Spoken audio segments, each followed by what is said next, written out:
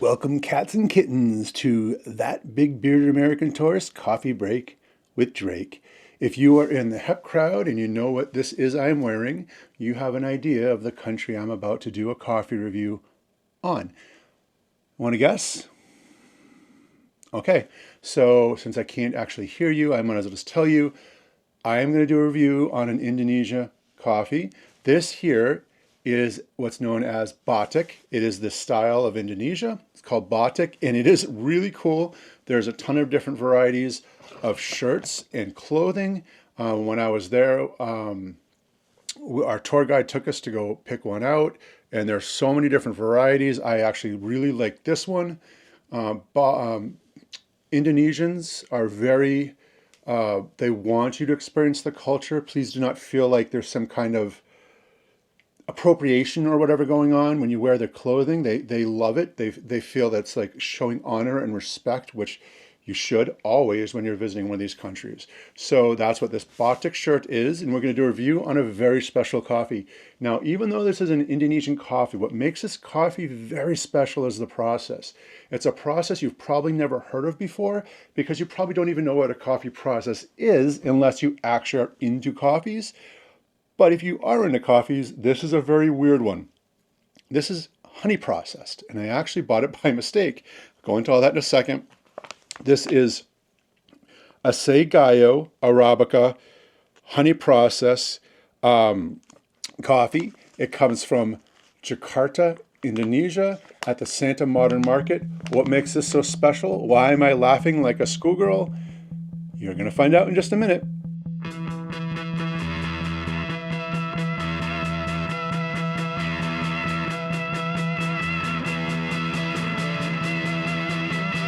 So like I just said, I found out about this by accident. When I was in Jakarta at the Santa Modern Market, which I do have videos up showing what that is like. It's like a coffee candy land, beans everywhere, all kinds. It's so overwhelming that unless you know what you're looking for, it's very easy to get overwhelmed. I did buy some Kopi Luwak coffee, which I did a review on, and I did another review on another Kopi Luwak coffee later on. I won't go into too much detail, but I'm pretty sure the stuff that they sold me there is not ethically sourced, let's just put it that way, or was not legit because the price is very cheap. Another story for another time.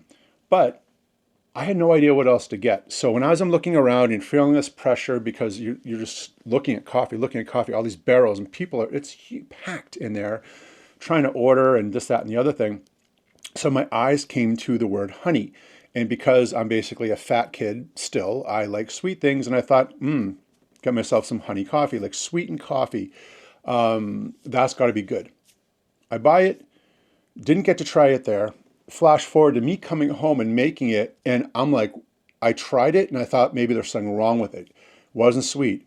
And it had a very odd taste to it. Not bad, but odd. So I did a little research and found out that honey is not, it has nothing to do with the flavor, it has to do with the process. Now, I will be doing a full coffee school and boot camp on coffees. And one of the things I will discuss is the process.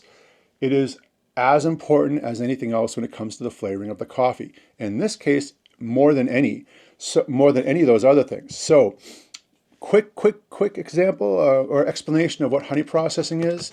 When they pick the beans off of the trees, when they pick the cherries off the trees, and they put them out. There's three main ways to process it. There's dry, there's wet, and there's honey. It's also the other one's also known as natural, but let's just call it dry, wet, and honey.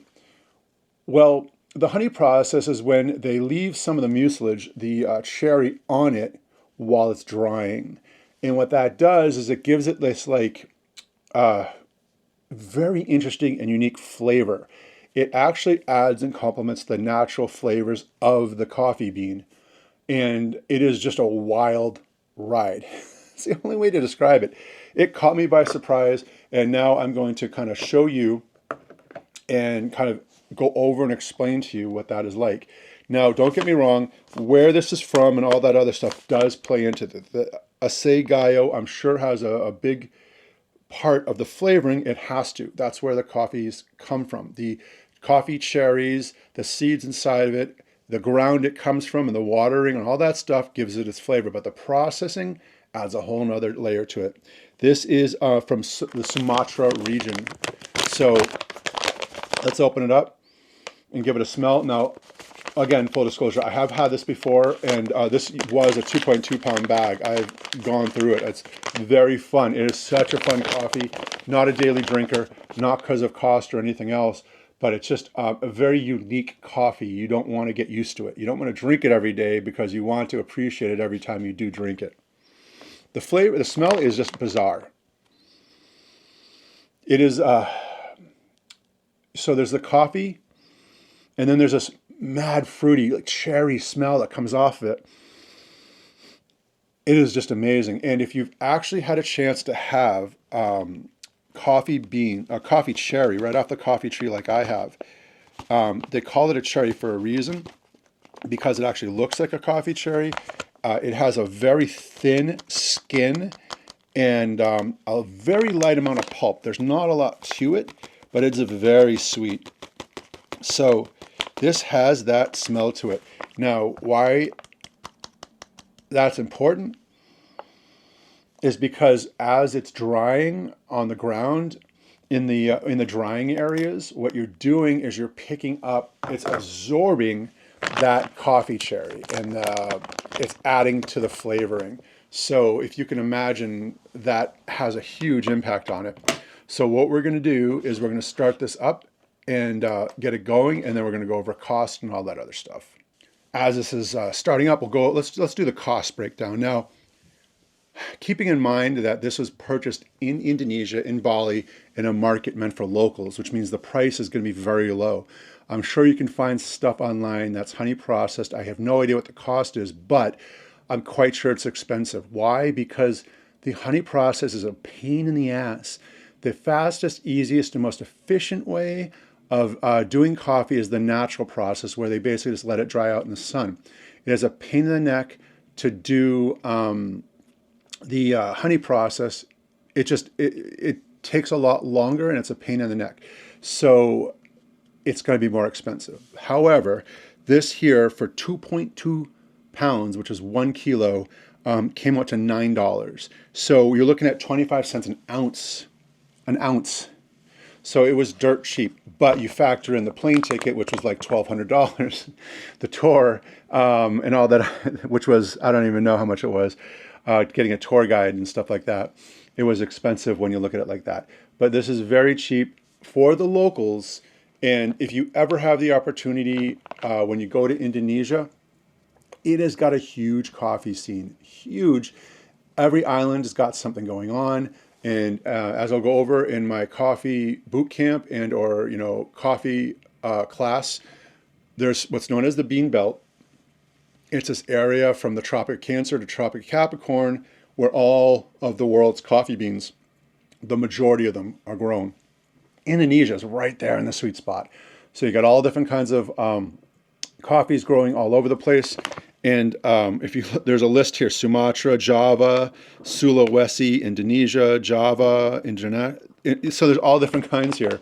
And that's going to represent all different flavors and types. So we'll let this brew up, and then we'll get going in a second. Okay, this is just about done. And while this is cooling, we can have like a quick discussion about things like traveling around Jakarta and Bali. I think it's important to discuss because if you're considering going and you've never been to either, you might wonder what's the deal. I'll tell you very quickly as this is cooling off. Ooh, that's a weird smell. Don't go to Indonesia. Don't go to Jakarta. It is the capital city, and that's it. There's nothing tourist-wise to do there. It is not meant for tourists. It's meant for business, and the traffic is insane. You will spend more of your time stuck in traffic, and if you go during the rainy season, you're going to get stuck. It's worse. We went right on the cusp, and it was a nightmare. I do not recommend going to Indonesia and visiting Jakarta. Bali, on the other hand, was an amazing experience. Highly recommend it.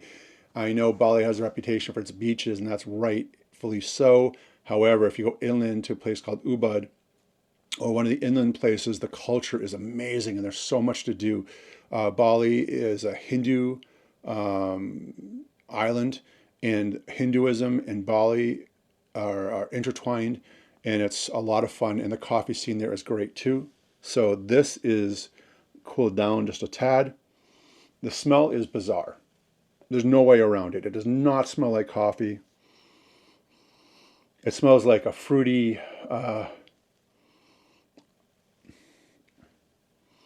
maybe a fruity hot drink, maybe a fruit chocolate drink or something like that. It's bizarre, bizarre, bizarre. Again, when we make these comments, it's not to disparage it.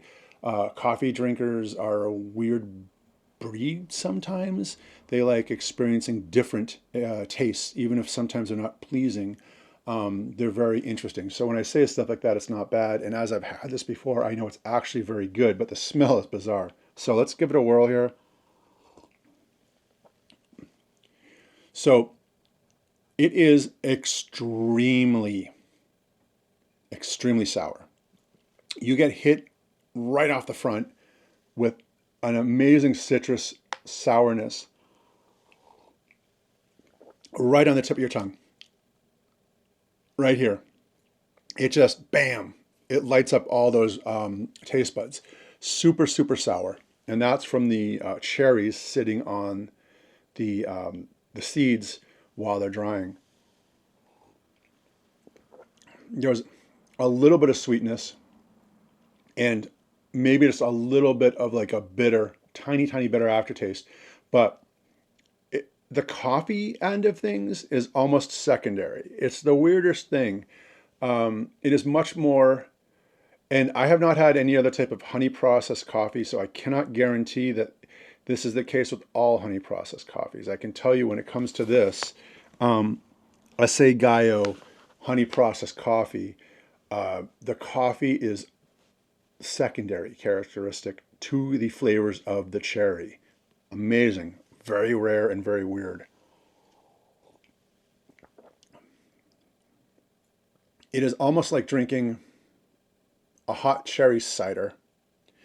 And by the cherry is not, it's not a strong cherry taste, but it's there. It really, really is. Yeah, it's a very bizarre experience. Okay, guys, I've gone on enough about this.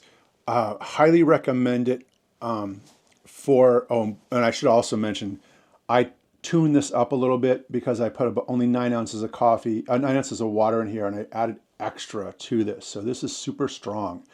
I did that to really bring the flavors out as I've had it before. My normal is 10 ounces and a little bit less when I've drinking it before, but I wanted to kind of really pump it up to get the flavors out, and that did it. It is a bizarre coffee, guys. Highly recommend it. It's literally the most unique coffee I've ever tasted, and due to the processing. So look into it, check out honey processing, learn about it, and then look online for some interesting, something that looks interesting to you that's been honey processed. Not as a daily drinker, as a once in a while thing, and it'll blow your mind how unique and varied coffee can be. Hope this review has been helpful. Drake, TBBAT's Coffee Break with Drake. Like and subscribe, and we'll see you the next time. Cheers.